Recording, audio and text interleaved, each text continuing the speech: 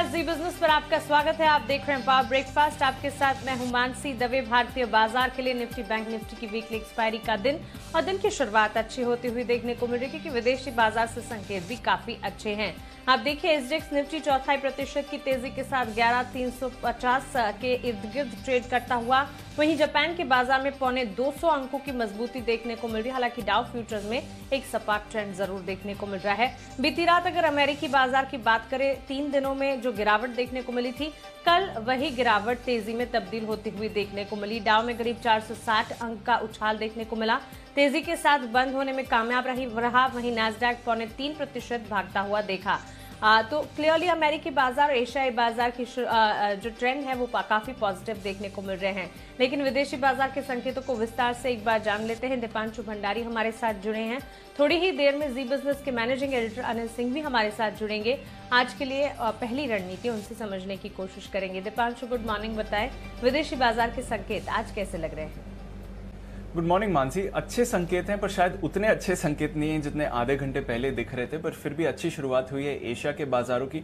Dow futures में हल्की सी नरमी है। कुछ फैक्टर्स हैं जहां पर आज नजर रखनी पड़ेगी। एक तो आज शाम यूरोपियन सेंट्रल बैंक ईसीबी की पॉलिसी आई। कुछ बड़े बदलाव का अनुमान नहीं है, पर आउटलुक को लेकर स्पेशली ये पहली पॉलिसी है जब फेड ने अपने इन्फ्लेशन टारगेटिंग की जो मेथड है उसको चेंज किया है, तो शायद वहां से कुछ असर इनकी पॉलिसी पर पड़ेगा नहीं। और ब्रेग्जिट का क्या इम्पैक्ट होता है उसको देखकर ईसीबी की पॉलिसी आज काफी इंपॉर्टेंट रहेगी।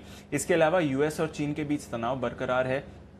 खबर आई है कि यूएस ने 1000 से ज्यादा चीनी नागरिकों के वीजाज रद्द कर दिए हैं। आरोप लगाया है कि उनका मिलिट्री के साथ एक पैक्ट है, तो इसलिए वहां पर नजर रखनी पड़ेगी कि थोड़ा तनाव के संकेत जरूर हैं। पर इसके अलावा अगर आप देखें तो कल शाम शानदार रिबाउंड हमने देखा। जहां तक अमेरिकी बाजारों का सवाल है, 3 दिनों की भारी गिरावट के बाद एक अच्छा रिबाउंड देखने को मिला।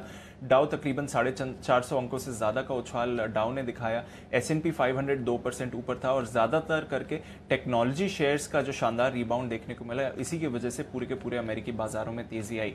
तो नैस्डैक 0.3% ऊपर था। अप्रैल के बाद एक दिन की सबसे बड़ी बढ़त हमने नैस्डैक पर कल देखी है। सारे के सारे दिग्गज आईटी शेयर्स ने परफॉर्म किया और सबसे आगे आपको एप्पल दिखा, जहां पर 4% का उछाल था और यहां पर मार्केट कैप वापस 2 लाख करोड़ के करीब आ गई है। ट्यूसडे की 21% की गिरावट के बाद टेस्ला के शेयर में कल 11% का उछाल आया, तो वहां पर भी हमने अच्छा रिबाउंड आते हुए देखा है। इकोनॉमी से जुड़े स्टॉक्स पर अभी भी दबाव है, तो ऐसा नहीं था कि सारे सेक्टर्स ने कल पार्टिसिपेट किया, और इसलिए हमने देखा कि towards end of the day डाउ तकरीबन दिन की ऊंचाई से 250 अंक फिसल कर ही बंद हुआ। तो इकोनॉमी से जुड़े स्टॉक्स ने पार्टिसिपेट नहीं किया, पर आईटी स्टॉक्स में शानदार तेजी की वजह से अमेरिकी बाजारों में उछाल आया है। आज शाम साप्ताहिक बेरोजगारी के दावे आएंगे, वहां पर नजर रहेगी। अनुमान लगाया जा रहा है 8.5 लाख दावों का।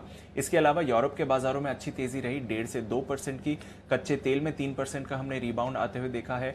डॉलर इंडेक्स 4 हफ्ते की ऊंचाई से फिसला है और इसलिए सोने के भावों में थोड़ी सी तेजी आती हुई दिखी है। वापस $1950 के करीब सोना आ चुका है। बिल्कुल दीपांशु, साथ ही भारत और चीन में जो तनाव की स्थिति देखने को मिल रही है, उसमें एक नया मोड़ है। आज दोनों ही देशों के विदेश मंत्रियों की बैठक भी होने जा रही है। इस पर क्या जानकारी है? बिल्कुल, और आज बहुत ही अहम दिन होने वाला है, क्योंकि दोनों देश के विदेश मंत्री मिलेंगे। कुछ दिन पहले रक्षा मंत्री मिले थे, वहां से कुछ ज्यादा बड़ी बातें निकल कर नहीं आई, बट डिप्लोमेटिकली अगर बात करें तो आज काफी इंपॉर्टेंट डे रहेगा। वैसे तो आज दिन भर 3 बार दोनों एक दूसरे से मिलेंगे। कुछ जॉइंट प्रेस कॉन्फ्रेंस भी है, मॉस्को के फाइनेंस मिनिस्टर भी होंगे, पर आज शाम को 1-on-1 जो मीटिंग होगी उस पर नजर रहेगी, और वो सबसे अहम मीटिंग रहेगी हमारे विदेश मंत्री एस जयशंकर और चीनी विदेश मंत्री के बीच। अनुमान लगाया जा रहा है कि आज शाम 7 से 8 बजे के बीच ये मीटिंग हो सकती है। कुछ फॉर्मल अभी तक उसकी इंफॉर्मेशन नहीं आई है, बट शाम 7 से 8 बजे ये जो मीटिंग होगी वहां पर नजर हमें रखनी पड़ेगी। इसके अलावा कल ब्रिगेडियर स्तर के लेवल्स पर बात हुई दोनों भारत और चाइना के बीच चुशुल में, जो पूर्वी लद्दाख में है, और भारत ने कई सारे मुद्दे उठाए। उन्होंने जो रिसेंटली एक फोटोग्राफिक डॉक्यूमेंट भी आया है कि चीन के सोल्जर्स हैं जो एक तरह के वेपन्स कैरी कर रहे हैं LAC के पास, उस मुद्दे पर भारत ने बातचीत करी और इसके अलावा ये भी कहा कि जो चाइना की तरफ से अग्रेसिव एटीट्यूड है और लगातार भारत की टेरिटरीज में आने की कोशिश कर रहे हैं, उस मुद्दे को भी उठाया गया। कल 4 घंटे के लिए बैठक हुई और अब ऐसा अनुमान लगाया जा रहा है कि कोर कमांडर स्तर पर भी आने वाले कुछ दिनों में बैठक हो सकती है, तो वहां पर नजर रखनी पड़ेगी। बट ऑफ कोर्स जो आज शाम विदेश मंत्रियों की बैठक है वो काफी अहम रहेगी।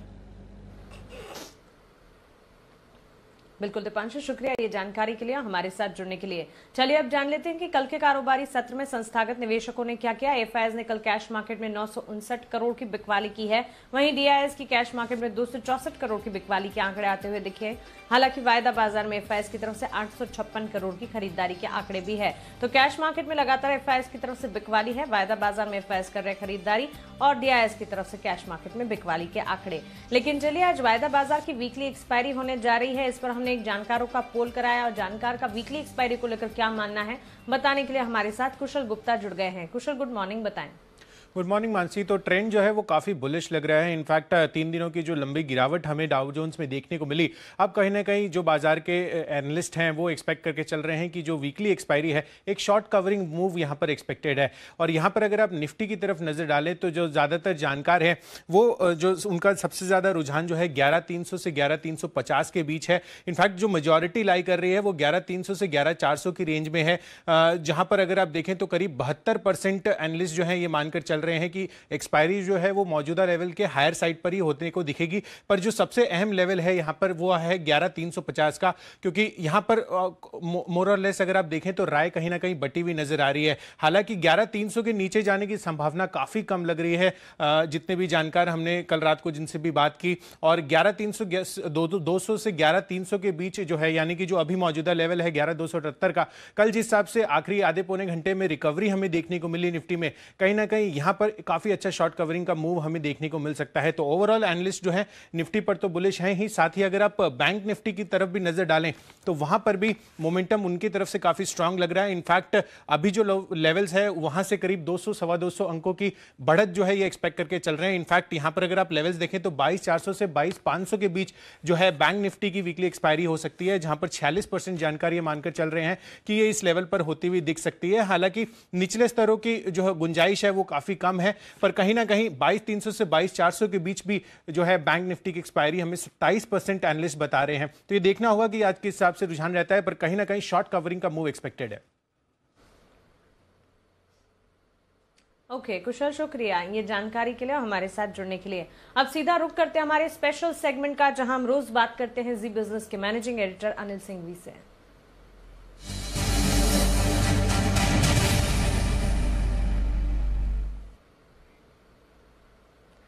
Anil sir, good morning. आज विदेशी बाजार के संकेत तो बेहतर हैं, लेकिन कैश मार्केट में एफआईएस की तरफ से बिकवाली के आंकड़े आ रहे हैं, कैसे समझे इन संकेतों को और पहली रणनीति क्या होगी? Good morning Mansi. देखिए, पहली चीज तो ये कि अमेरिकी बाजारों में जो उछाल आया है वो उम्मीद से कहीं ज्यादा है। हालांकि कल भारतीय बाजारों के बंद होने के वक्त ये तो लग रहा था कि अमेरिका में अच्छा सेशन हो सकता है, स्पेशली नैस्डैक में, लेकिन अप्रैल के बाद की एक दिन की सबसे बड़ी उछाल ये बता रही कि वाकई में जो 10% नीचे आने के बाद ऐसा लग रहा था कि नैस्डैक का इंडेक्स करेक्शन जोन में जा सकता है, उस पर वापस से स्ट्रेंथ आई है। तो ये एक अच्छा संकेत है। और अच्छी बात ये भी है कि एशियाई बाजार हल्के फुल्के सही लेकिन हरे निशान में है, तो ग्लोबल मार्केट का सपोर्ट पूरा है, ये एक अच्छी खबर है। दूसरी एक न्यूट्रल खबर ये है कि चीन के साथ जो तनाव चल रहा है उसमें न कोई अच्छी खबर आई है न बुरी खबर आई है, वैसे का वैसा माहौल है, मेंटेन है, तो इसे आप न्यूट्रल मान सकते हैं। और नेगेटिव खबर देखने जाएंगे तो ये है कि एफआईएस की तरफ से बिकवाली का दबाव है और वो रुक नहीं रहा है। अब इन 3 संकेतों के बीच में आज हमें हफ्ते की एक्सपायरी को हैंडल करना है, तो मेरा ये समझना है थोड़ा वोलेटाइल मार्केट रह सकता है, दोनों तरफ आपको ट्रेड करने चाहिए। कल के लोज आसानी से नहीं टूटेंगे और थोड़े ऊपर के लेवल भी पास करना बाजार के लिए इतना आसान नहीं होगा। तो आइए मैं आपको रेंज दे दूं। 11,175 11,225 इमीडिएट सपोर्ट रेंज है निफ्टी के लिए, जहां पर बाजार सपोर्ट लेने की कोशिश करेगा। इसके नीचे गए तो 11,100 125 बहुत ही मजबूत सपोर्ट है, मुझे नहीं लगता कि वो आने वाला है आसानी से। 11,375 11,425 ऊपर की वो रेंज है जहां पर प्रॉफिट बुकिंग आपको आती हुई दिखेगी। बैंक निफ्टी का जहां तक सवाल है 21,900 22,100 ये बैंक निफ्टी की वो रेंज है जहां पर आपको फोकस करना है। 22,450 और 22,750 ये ऊपर की रेंज है जहां पर बैंक निफ्टी में आपको प्रॉफिट बुकिंग आती दिखेगी। तो ब्रॉडली बैंक निफ्टी के लिए 22,000 22,500 ये रेंज निकल कर आ रही है और निफ्टी के लिए 11,200 11,400 वायदा कारोबार के डेटा की लिहाज से ये रेंज निकल कर आ रही है। तो देखते हैं क्या कुछ होता है, बट ओवरऑल इसमें कोई डाउट नहीं कि पिछले 2 सेशन जिस तरह से कमजोरी पर रहे हैं उसके मुकाबले में ग्लोबल मार्केट के संकेत थोड़े बेहतर हैं, तनाव बढ़ने की खबरें नहीं है, तो थोड़ी स्टेबिलिटी आ सकती है। लेकिन एक्सपायरी की वजह से उतार चढ़ाव रहेगा। अगर एक्सपायरी का दिन नहीं होता तो मैं आपको डेफिनेटली बहुत स्ट्रांगली कहता कि अच्छी खरीदारी का दिन बन सकता है, लेकिन एक्सपायरी के दिन है और ये हफ्ता जो पूरा है वीकली एक्सपायरी वाला वो थोड़ा वॉलेटाइल रहा है, तो ट्रेडर्स थोड़े सावधान तो आज भी रहेंगे दिन भर। बिल्कुल अनिल सर, शुक्रिया ये तमाम जानकारी के लिए और हमारे साथ जुड़ने के लिए। तो वॉलेटाइल सेशन जरूर हो सकता है, एक्सपायरी का दिन है इसी के चलते। और साथ ही आप देखिए अगर ट्रेडिंग रेंज की बात करें तो निफ्टी के लिए 11,175 से 11,225 सपोर्ट जोन्स का काम करेंगे, 11,375 से 11,425 की ऊपरी रेंज को आपको ध्यान में रखना है। 21,900 से 22,100 बैंक निफ्टी के लिए सपोर्ट जोन्स को मानकर चले, 22,450 से 22,750 की ऊपरी रेंज है जिस पर आज फोकस कीजिएगा। लेकिन चलिए अब आगे बढ़ते हैं और आज मोरेटोरियम मामले में सुप्रीम कोर्ट में अहम सुनवाई होने जा रही है। अब तक सुनवाई में क्या कुछ हुआ है और आज की सुनवाई में क्या कुछ खास रहेगा, बताने के लिए हमारे साथ मौजूद है हमारे संवाददाता दानिश आनंद। दानिश, गुड मॉर्निंग, बताएं। Good morning. देखिए, आज सुप्रीम कोर्ट में मोरेटोरियम के मामले में एक अहम सुनवाई होने जा रही है। पिछली सुनवाई की अगर हम बात करें तो सुप्रीम कोर्ट ने जितने भी लोग ईएमआई देते हैं उनके लिए काफी बड़ी राहत दी थी और सुप्रीम कोर्ट ने साफ साफ आदेश दिया था कि अगर किसी भी बैंक ने किसी भी अकाउंट को एनपीए घोषित नहीं करा है 31 अगस्त यानी कि मोरेटोरियम के पीरियड खत्म होने तक, तो बैंक आगे जाकर भी उनको एनपीए घोषित नहीं कर सकते। तो ये एक इंटरिम ऑर्डर था सुप्रीम कोर्ट ने जो पास किया था और ये जब तक पूरी सुनवाई खत्म नहीं हो जाती है तब तक ये जो सुप्रीम कोर्ट का ऑर्डर है वो वैलिड रहेगा। दूसरे हाथ पर आज की जो सुनवाई होने जा रही है उसमें सरकार अपना पक्ष रखेगी, क्योंकि पिछले कुछ सुनवाइयों में सरकार ने जो एफिडेविट अपना फाइल करा था उस पर काफी काउंटर आर्गुमेंट हुआ था। अलग अलग सेक्टर के अलग अलग एसोसिएशन बॉडीज ने अपना पक्ष रखा था, उन्होंने बताया था कि किसको मोरेटोरियम चाहिए, क्यों चाहिए, कितनी वैलिडिटी चाहिए उसकी। तो ये सारे ऐसे पॉइंट्स डिस्कस करे गए थे। लेकिन आज का दिन अहम इसलिए है क्योंकि पिछले कुछ दिनों पहले हमने देखा है कि कामत रिपोर्ट भी सबमिट करी गई है, उसमें भी कुछ सेक्टर्स को लेकर काफी बातचीत करी गई है। तो हम एक्सपेक्ट कर सकते हैं कि आज की जो आर्ग्यूमेंट होगी वो उसी लाइन पर होगी। सरकार अपना पक्ष रखेगी और हम उम्मीद करते हैं कि आज किसी ना किसी तरह का सुप्रीम कोर्ट एक पॉजिटिव डायरेक्शन देगा और हो सकता है सुप्रीम कोर्ट आज अपना ऑर्डर रिजर्व भी कर सकता है ये मैटर को जल्दी से सुलझाने के लिए। आज की सुनवाई 10:30 बजे से इसकी शुरुआत। ओके दानिश, शुक्रिया ये तमाम जानकारी के लिए, हमारे साथ जुड़ने के लिए। तो इस सुनवाई से जुड़े जितने भी अपडेट्स आते रहेंगे दानिश इस पर फोकस बनाकर रखेंगे और हमें सारे अपडेट्स देंगे। लेकिन खबरों के चलते कहां पर एक्शन है ये जान लेते हैं देवांशी अशर से। देवांशी, गुड मॉर्निंग, बताएं। Good morning Mansi. आज सबसे पहले आप देखिए इंडिया बुल्स वेंचर्स इसकी नतीजा आते हुए दिखे, जो कुल बिक्री है करीब 45% तक कम होती हुई दिखी है। कामकाजी मुनाफा 56% तक कम होता हुआ दिखा और मार्जिन आप देखिए 58% से घटकर करीब 47% पे आते हुए दिखे और साथ ही जो मुनाफा है वो 90% तक कम होता हुआ दिखा है इस तिमाही में। तो ओवरऑल थोड़े से कमजोर नतीजे इस बार आते हुए दिखे हैं। हैप्पीएस्ट माइंड्स का आईपीओ का अपडेट आप देखिए, कल ये आईपीओ बंद होता हुआ दिखा, काफी शानदार रिस्पॉन्स इस आईपीओ को मिलता हुआ दिखा है। कुल आईपीओ 151 टाइम्स सब्सक्राइब होता हुआ दिखा है, उसमें भी अगर आप रिटेल हिस्सा देखें तो करीब 71 टाइम्स और क्यूआईबी हिस्सा 77 टाइम्स सब्सक्राइब होता हुआ दिखा है। एनआईआई का जो हिस्सा है वो इस बार करीब 351 टाइम्स सब्सक्राइब होता हुआ दिखा है। तो कुल मिलाकर काफी शानदार रिस्पॉन्स इस बार इस आईपीओ को मिलता हुआ दिखा है। कुल आईपीओ 700 करोड़ का था। रूट मोबाइल आईपीओ ये पहले दिन आईपीओ पूरी तरह से सब्सक्राइब होता हुआ दिखा है और इसके अलावा आप देखिए आज आईपीओ का दूसरा दिन है, कल ये आईपीओ बंद होता हुआ दिखेगा। प्राइस बैंड 345 to 350 रुपीज प्रति शेयर है। 600 करोड़ का आईपीओ, इस पर नजर रखनी होगी।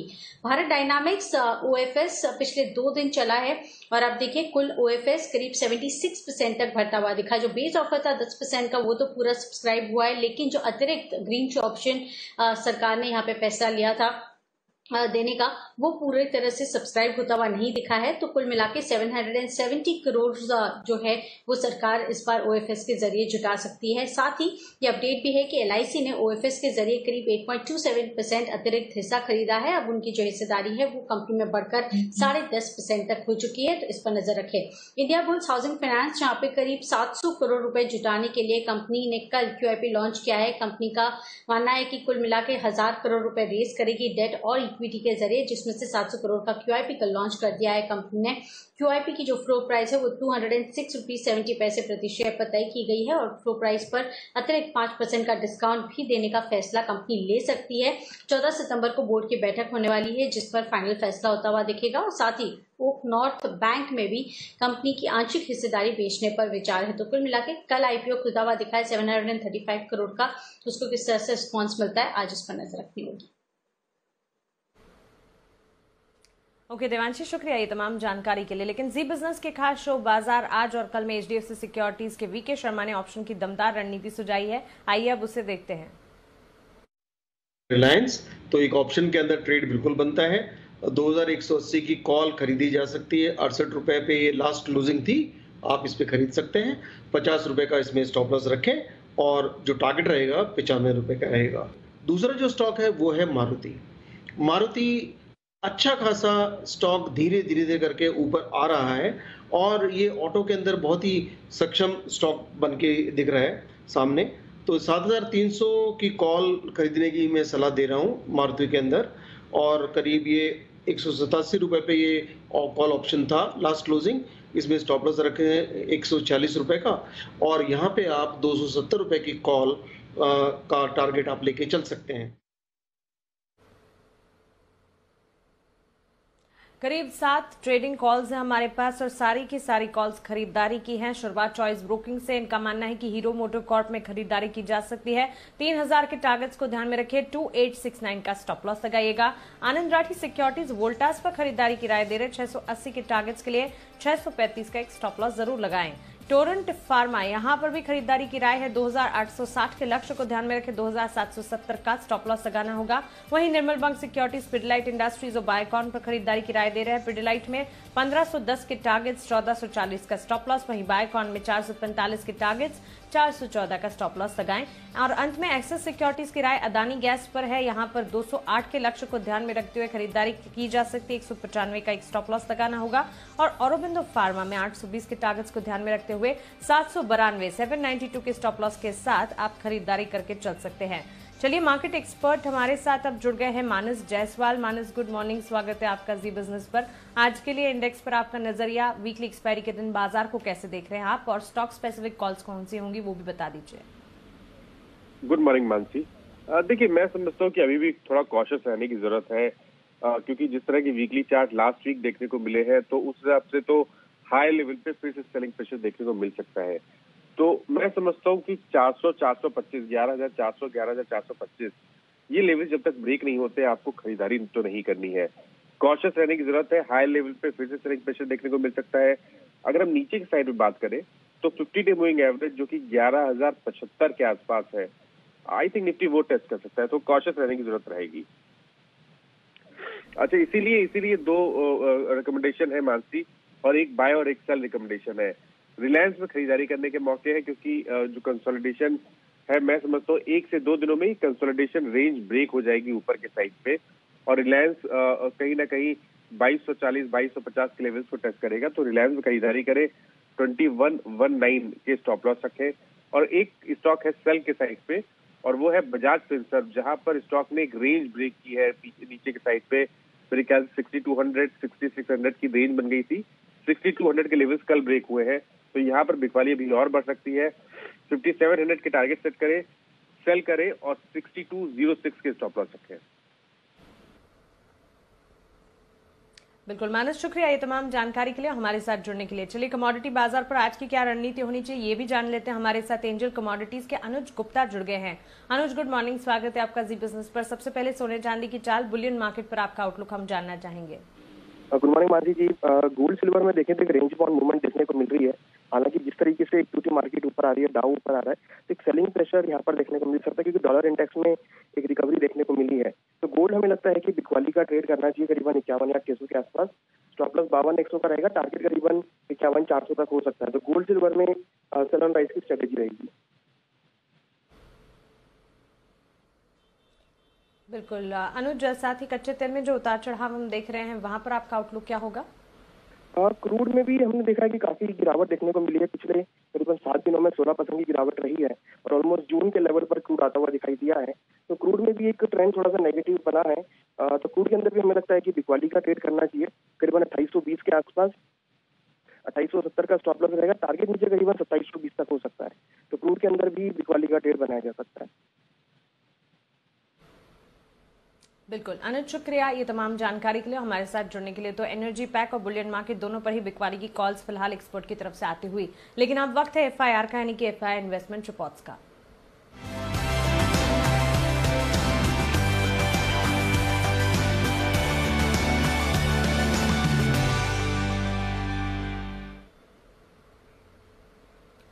और ब्रोकरेज रिपोर्ट्स के साथ आज हमारे साथ संदीप ग्रोवर जुड़ गए हैं। संदीप, गुड मॉर्निंग, बताएं। Good morning Mansi. सबसे पहले रिलायंस इंडस्ट्रीज, इसके ऊपर 4 ब्रोकर्स की रिपोर्ट आई है। मॉर्गन स्टैनली ये ओवरवेट है, उन्होंने 2247 रुपए का लक्ष्य दिया है। कैपिटल एलोकेशन और एग्जीक्यूशन ये अगले ट्रिगर्स के तौर पर उन्होंने बताया, जिस वजह से वो बुलिश हैं। लेकिन 3 ब्रोकर्स हैं जिनकी न्यूट्रल या तो फिर होल्ड की रेटिंग है। सिटी ने न्यूट्रल की रेटिंग दी है, 2250 रुपए का टारगेट दिया है। रिटेल में हिस्सा बिक्री की शुरुआत हुई है, लेकिन जो वैल्यूएशन है वो अनुमान के मुताबिक है। क्रेडिट स्विस ने भी न्यूट्रल की रेटिंग दी है, टारगेट दिया है 2000 के नीचे का, 1980 रुपए की टारगेट की बात उन्होंने करी है। रिटेल वैल्यूएशन वो कह रहे हैं कि 30 टाइम का FY22 EBITDA ऑलरेडी डिस्काउंट कर रहा है, और किराना स्टोर जुड़ने और ई कॉमर्स बढ़ने से फायदा भाव में पूरी तरह से शामिल नहीं है। इसके अलावा HSBC इन्होंने होल्ड की रेटिंग को बरकरार रखा है, टारगेट दिया है 2020 रुपए का। तो कुल मिला के 4 ब्रोकर्स की रिपोर्ट आई है जहां तक रिलायंस इंडस्ट्रीज की बात है। इसके अलावा मारुति के ऊपर सिटी की एक रिपोर्ट आई है जिसमें उन्होंने बाई रेटिंग बरकरार रखी है, टारगेट दिया है 8350 रुपए का। छोटी कारों में बहुत ज्यादा पोटेंशियल है, जिस वजह से उन्होंने टॉप पिक का स्टेटस पूरे ऑटो सेक्टर में मारुति को दिया है। इसके साथ साथ जेपी मॉर्गन की रिपोर्ट है, औरोबिंदो फार्मा पर ओवरवेट की रेटिंग बरकरार रखी है। जेपी मॉर्गन ने टारगेट दिया है 950 रुपए का। उनका कहना है कि पाइपलाइन काफी ज्यादा स्ट्रांग है इस कंपनी की, और अर्निंग्स विजिबिलिटी भी काफी स्ट्रांग है, जिस वजह से अभी भी वो ओवरवेट रेटिंग मेंटेन कर रहे हैं। CLSA की रिपोर्ट आई है, HUL को लेकर आउट परफॉर्म की रेटिंग उन्होंने बरकरार रखी है। टारगेट काफी इंटरेस्टिंग है, 2525 रुपए का टारगेट उन्होंने दिया है। उनका ये कहना है कि पूरा बेटर एग्जीक्यूशन, यानी कि अच्छे एग्जीक्यूशन के चलते ये अभी भी उनके पसंदीदा स्टॉक्स में से एक है, और कंपनी डिजिटली काफी काम कर रही है, चाहे वो डिमांड की बात हो चाहे वो सप्लाई की बात हो। तो जिस तरह से डिजिटल को अडॉप्ट कर रही है, वो भी कहीं ना कहीं आगे चलते हुए ट्रिगर्स का काम करेगा। बिल्कुल संदीप, शुक्रिया ये तमाम जानकारी के लिए, हमारे साथ जुड़ने के लिए। चलिए इसी के साथ पावर ब्रेकफास्ट में फिलहाल इतना ही, मुझे दीजिए इजाजत।